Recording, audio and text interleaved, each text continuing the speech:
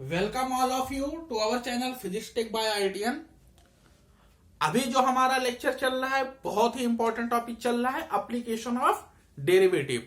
उसी लेक्चर को आज हम कंटिन्यू करने वाले हैं। पिछले लेक्चर में हमने जो पढ़ा रेट ऑफ चेंज का क्वेश्चन, रेट ऑफ चेंज पे हमने एक अच्छा सा क्वेश्चन भी किया था और भी आगे हम न्यूमेरिकल्स लेक्चर जो लाएंगे उसमें हम कई सारे क्वेश्चन करेंगे रेट ऑफ चेंज पे कि कोई भी फंक्शन हमारा इंक्रीजिंग डिक्रीजिंग कैसे होता है, ये सब हमारा डिफरेंशिएशन के ही बेस पे सब कुछ डिफाइन होता है। तो आज हम जो पढ़ने वाले हैं, हमारा जो अगला टॉपिक है एप्लीकेशन ऑफ डेरिवेटिव में, कि जो हमारा डिफरेंशिएशन है उसको हम और कहां यूज कर सकते हैं। अभी जो हमारा चल रहा है एप्लीकेशन ऑफ डेरिवेटिव, अब मैं शॉर्ट फॉर्म में ही लिखा करूंगा एओडी, लेकिन आज जो हमारा उसका जो टॉपिक है errors and approximation.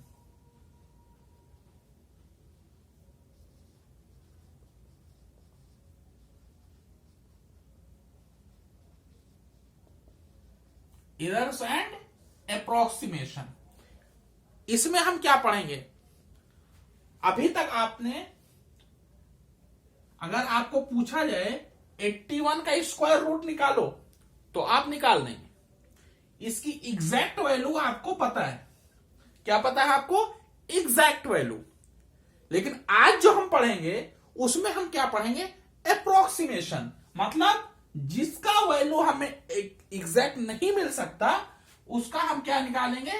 Approximate value निकालेंगे। अगर आपसे पूछा जाए रूट 80 का वैल्यू निकालो तो आप यहां पे एग्जैक्ट वैल्यू नहीं निकाल सकते, यहां पे आप क्या निकालेंगे? अप्रोक्सीमेट वैल्यू निकालेंगे। तो आज मैं आपको अप्रोक्सीमेट वैल्यू निकालना सिखाने वाला हूं। आपको रूट 80 पूछा जाए, रूट 79 पूछा जाए, रूट 83 पूछा जाए या रूट 24 पूछा जाए, तो ये सब जिनके आपको एग्जैक्ट वैल्यू आप नहीं निकाल सकते उनका आप क्या निकालेंगे? Approximate value. और किसी भी चीज में एरर्स कैसे आता है उस पर भी आज हम डिस्कशन करने वाले हैं।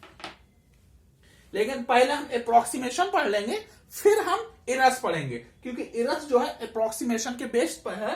तो अगर आप एक अप्रोक्सीमेशन समझ गए तो आपको एरर समझने में ज्यादा प्रॉब्लम नहीं होगी, उसको आप तुरंत समझ सकते हैं। तो अब हम अपना लेक्चर स्टार्ट करते हैं और हम पढ़ेंगे सबसे पहले क्या? अप्रोक्सीमेशन। तो अब हम लेक्चर स्टार्ट कर रहे हैं। तो अभी तक हमारे चैनल पे अगर कोई नया बंदा है जिन्होंने अभी तक चैनल को सब्सक्राइब नहीं किया है तो चैनल को सब्सक्राइब कर लें, ताकि आने वाले वीडियोस के भी आपको नोटिफिकेशन मिल सके। तो अभी तक आपने जो पढ़ा, चूंकि एप्लीकेशन ऑफ डेरिवेटिव है तो आप इसको पहले डिफरेंशिएशन से रिलेट कर रहे हैं। अगर आपको एफ डैश ऑफ ए निकालना है तो आप क्या करते हैं? Limit h tending to 0 f of a plus h minus f of a divide by h करते हैं। h क्या है? लिमिटिंग वैल्यू है जो 0 को टेंड कर रही है, मतलब बिल्कुल ना के बराबर है। और यही जो हमारा h है इसी को हम क्या बोलते हैं? इतना एरर आ जा रहा है, ये अप्रोक्सीमेट वैल्यू दे रहा है, क्योंकि a प्लस h में से जब आप a निकालेंगे तो h बचेगा, मतलब हल्का सा जो डिफरेंस आ रहा है वो बचेगा। तो इसी को अगर हम चेंज कर दें कि ये h ना हो करके ये हमारा क्या है? अप्रोक्सीमेट वैल्यू है, यही हमारा एरर आ रहा है डेल x। तो अगर आप इसको a ना कर करके x कर दें तो क्या हो जाएगा? x प्लस डेल x और ये x। तो इस तरह से आपका ये जो डेल x है यही आपका एरर है। ये क्या है? आपका एरर है। तो डेल x क्या है? हमारा एरर है। लेकिन हम क्या निकालना चाह रहे हैं? Approximate value. हम f ऑफ x नहीं निकाल सकते, इसलिए हम क्या निकालेंगे? f of x plus del x, मतलब हम अप्रोक्सीमेट वैल्यू निकालेंगे। तो यहां से हमारा फॉर्मूला क्या बनेगा? पहले हम फॉर्मूला जनरेट कर लेते हैं। तो यहां से हमारा फॉर्मूला क्या बनेगा? डेल एक्स क्या होगा?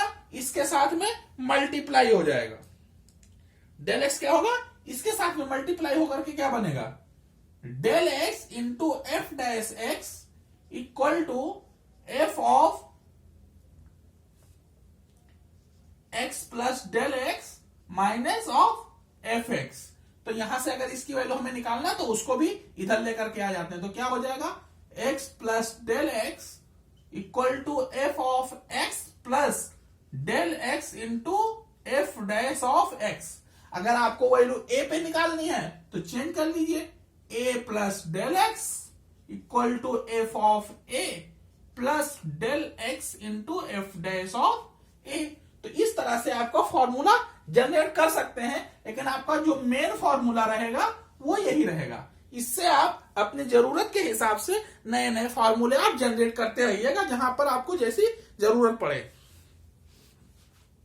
तो अभी मैंने आपको जो बहुत सारे एग्जांपल दिए थे स्क्वायर रूट निकालने के, उसी से हम स्टार्ट करते हैं। ये फार्मूला हमने साइड में लिख देते हैं ताकि जब इसका यूज हो तो आपको समझ में आए।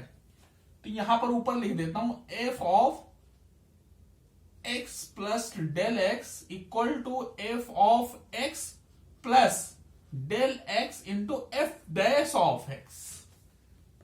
और बाकी चीजें मैं रफ कर देता हूं। उम्मीद है आपको ये डेरिवेशन समझ में आ गया होगा, और अगर नहीं भी समझ में आया है तो आप ये फॉर्मूला याद कर लीजिए। और जिनको समझना है वो एक बार और इस वीडियो को देखें, उम्मीद है उस बार आपको जरूर समझ में आ जाएगा। और फिर भी अगर आपको कोई प्रॉब्लम होती है तो आप हमें कमेंट करके बताएं ताकि हम आपको उसका सलूशन प्रोवाइड करा सकें। आपको किसी भी टॉपिक में कहीं भी प्रॉब्लम हो तो आप हमें कमेंट करके बता सकते हैं। जरूरी नहीं है कि उसी टॉपिक का हो जिसका अभी लेक्चर चल रहा है, उसी में आपको प्रॉब्लम आ रही तो ही कमेंट करें। किसी और भी टॉपिक का है, फिजिक्स में हो तो आप फिजिक्स के किसी भी लेक्चर पे जाकर के आप कमेंट कर सकते हैं। मैथमेटिक्स में आपको कोई प्रॉब्लम है तो मैथमेटिक्स के किसी भी लेक्चर में जाकर के आप कमेंट कर सकते हैं। तो आप आज हम निकालने वाले हैं स्क्वायर रूट ऑफ 26। इसका स्क्वायर रूट आपको नहीं पता, लेकिन आज हम निकालेंगे इसका स्क्वायर रूट। कैसे निकालेंगे देखते हैं। हमें 26 का तो नहीं पता, लेकिन 25 का तो स्क्वायर रूट पता है ना। 25 का हमें स्क्वायर रूट पता है, 26 का नहीं पता, कोई बात नहीं। तो ये हो गया हमारा f of x plus del x. क्या 26 नहीं पता हमें, 25 पता है, ठीक है, पता है। ये हो गया हमारा एफ ऑफ एक्स। क्यों? क्योंकि इसका स्क्वायर रूट हमें पता है।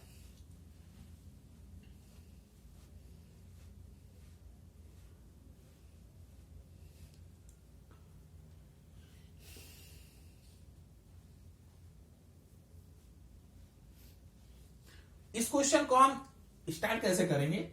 इसको हम पूरे फंक्शन को हम क्या मान लेंगे? इसको हम पूरे को क्या मान लेंगे? ये हमारा एक फंक्शन है x। तो हमें क्या करना है कि जो भी स्क्वायर रूट के अंदर लिखा है उसकी हमें क्या करना है, वैल्यू निकालनी। तो अब हम क्या करेंगे,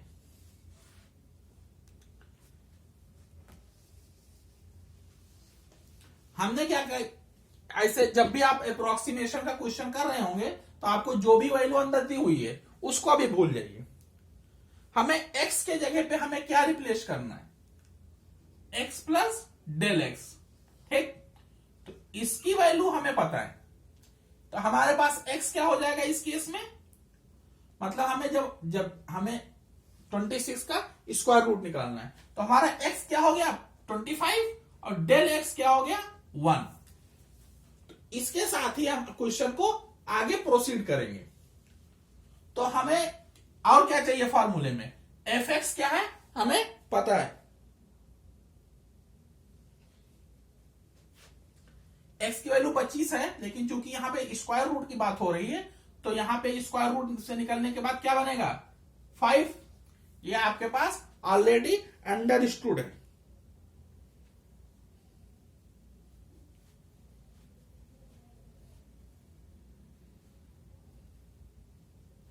अब हम निकालते हैं लास्ट वाला फंक्शन जो कि हमें नहीं पता है। तो इसको हम डिफरेंशिएट कर देते हैं। तो एफ डैश एक्स का डिफरेंशिएशन क्या आ जाएगा 1/2 रूट एक्स, 1/2 रूट एक्स। अब यहां पे x क्या है, एक्स हमने मान लिया, एक्स हमारा क्या है 25 है, तो इसको यहां पर जब हम पुट करेंगे तो ये क्या हो जाएगा 2 इंटू 5, स्क्वायर रूट से निकलने के बाद 5 बचेगा। तो हमारा जो एफ डैश एक्स आया वो कितना आ गया 1/10, और डेल एक्स हमारा कितना है 1। चूंकि ये 26 है तो ये 25 और ये एक मिलके 26 हुआ। अगर ये 24 होता तो क्या होता, डेल एक्स की वैल्यू माइनस में आती, ये ध्यान में रखिएगा। अब हम फॉर्मूला यूज करते हैं, एफ ऑफ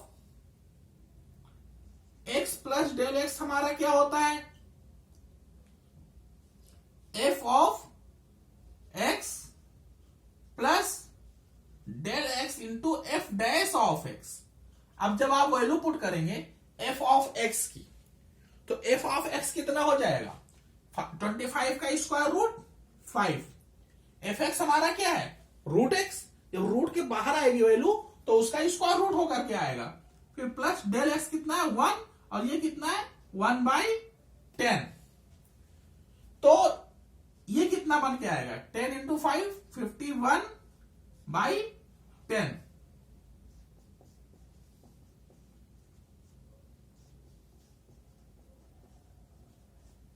या इसको अब हम लिख सकते हैं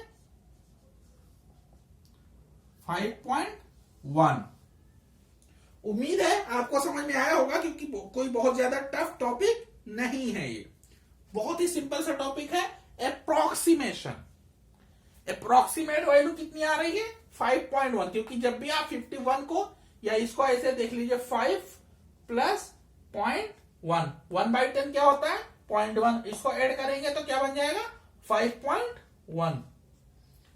तो 26 का भी आप स्क्वायर रूट निकालना जानते हैं, आप चाहे आप 24 का भी निकाल सकते हैं। क्या होगा, यहां पर एक माइनस आ जाएगा बस, ये जो आपका प्लस है क्योंकि डेल एक्स की वैल्यू क्या आ जाएगी -1, तो ये प्लस -1 इंटू 1/10 होकर के 5 माइनस 0.1 होकर के 4.9 आ जाएगा। तो इस तरीके से आप क्वेश्चन को प्रोसीड करेंगे तो आप किसी भी क्वेश्चन को अप्रोक्सीमेशन वैल्यू आप निकाल सकते हैं। तो बहुत ही अच्छा टॉपिक है, और इसका जो डिटेल क्वेश्चन है वो मैं आपको प्रोवाइड कराऊंगा डिस्क्रिप्शन में, तो आप डिस्क्रिप्शन से क्वेश्चन भी नोट कर सकते हैं। अब मैं चूंकि आपको अप्रोक्सीमेशन के बारे में बता दिया हूं, अब मैं आपको बताने वाला हूं एरर्स के बारे में, क्योंकि आप डेल एक्स समझ गए हैं कि क्या होता है।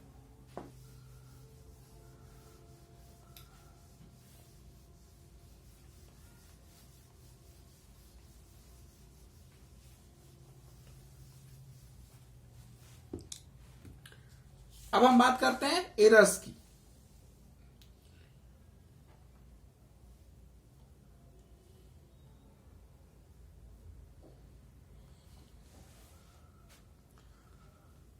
आप लोगों ने अभी अभी देखा कि जो हमारा लिमिट होता है, अगर आपका है,